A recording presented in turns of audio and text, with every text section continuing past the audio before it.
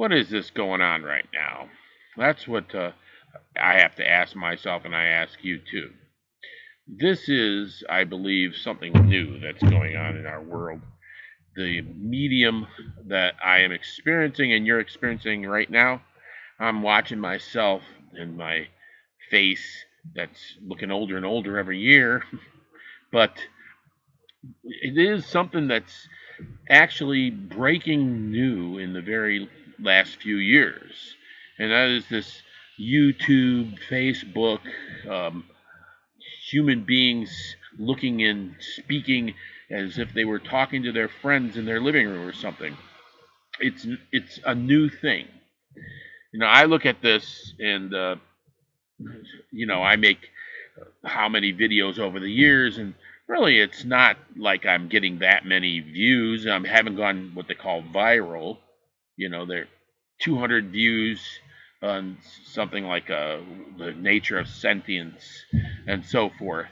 That's what I'm looking at, and my son says that's terrible. He says the quality of your production is terrible. He says, and that's why nobody views it.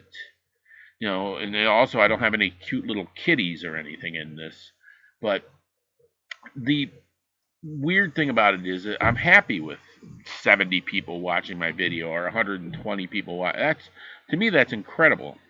Now, I've been somebody who's been a struggling writer and so forth throughout my entire life. And the vast majority of things that I've written have not been published, and they're sitting in a drawer or in a suitcase someplace, and nobody ever looked at them.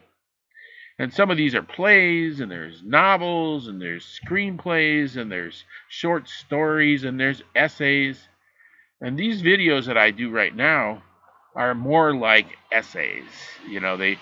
They're my thoughts that I rattle around in my brain, and I spew them out for the diatribe or rants, as you call them, so that all these people can see them, and wow, whole 35 people watch this video, 25 people watch this video.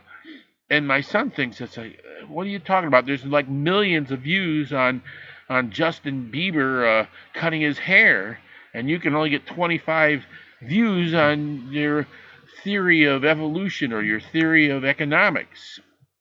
Well, I feel like if 10 people watch some of those all the way through, I feel like I've accomplished a tiny little bit.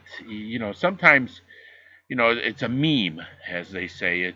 It sparks other thoughts. And have you ever told a joke that you made up, and then 5 years later, after you told this joke to a few people, you hear the same joke come back at you? Like you try to say, that's my joke.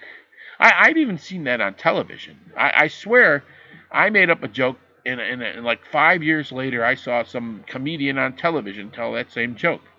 See, that's the way these memes work. And these videos that we're making now are groundbreaking new medium that did not exist before. If you think about it, um, how much of these videos, like these little itty bitty videos like I make, and some of the other people I watch some of their videos on YouTube and so forth, they have like 40 views, some have 1,500 views, some have 5 views, and some of them are fairly profound, at least extremely personal. And it's almost like having a friend sitting across from you and talking to you. But think about this. Wouldn't it have been nice to be able to go on YouTube and see my father sit down, and my father had a lot of crazy ideas that he used to talk about to people, and now he's gone, and you don't see his face, and you don't see him talk, and you can't see what he was like, and his facial expressions and his tonations of his voice, and all that. But with these videos, this is a new thing.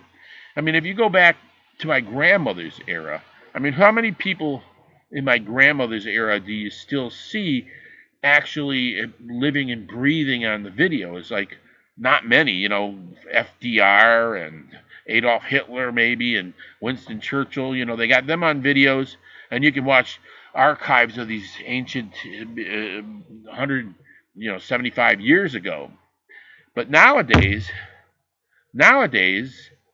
these things are for anybody.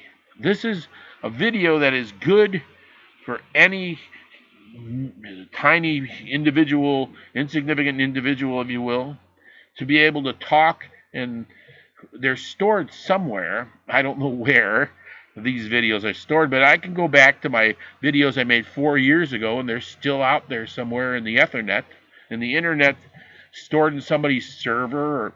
And you know that these storage has gotten smaller and smaller over the years. I think I forget what it is. Every 5 years, it was being cut in half, and now it's every 3 years it's being cut in half, and it's almost down to, the storage is almost down to the atomic level now. So the number of videos and things on the internet that can be stored for who knows how long is nearly infinite.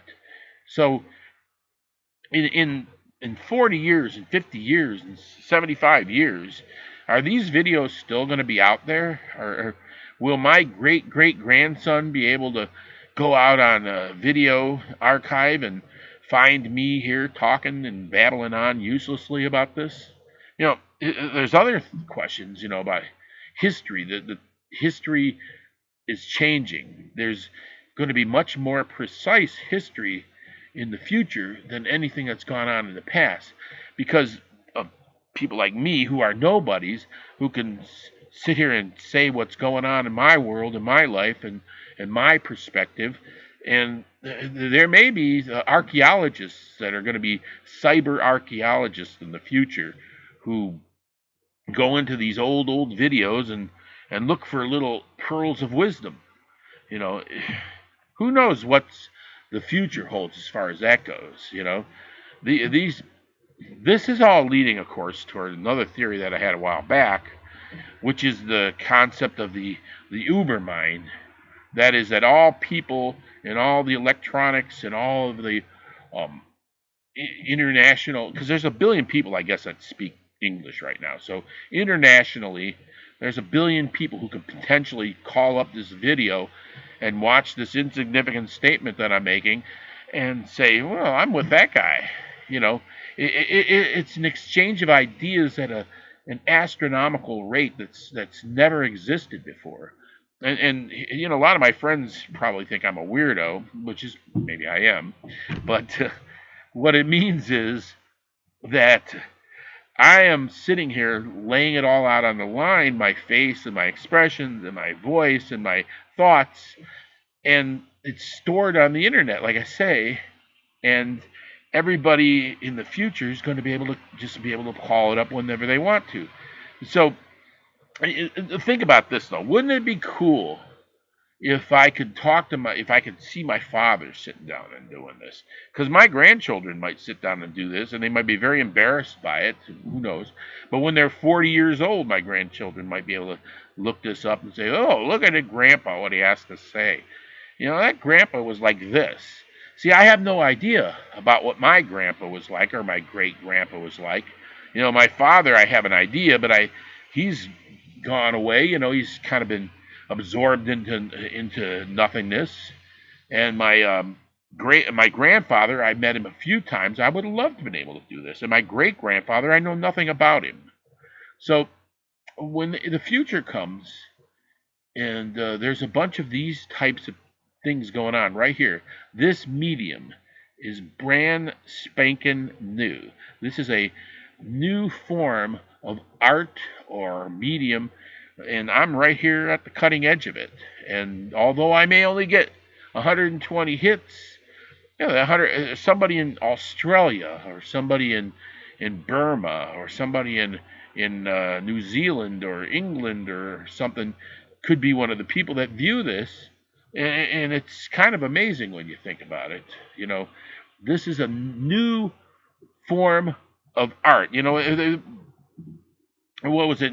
Marshall McLuhan said that the media is the message, and that television was a cool medium. I never was too sure what he meant by that, but this is a little bit hotter of a media. This is a little more of a democratic medium. It's brand spanking new, and we're right here at the very outset of it. going on right now, and it may change history. It may change history. That's all I got to say. Thank you.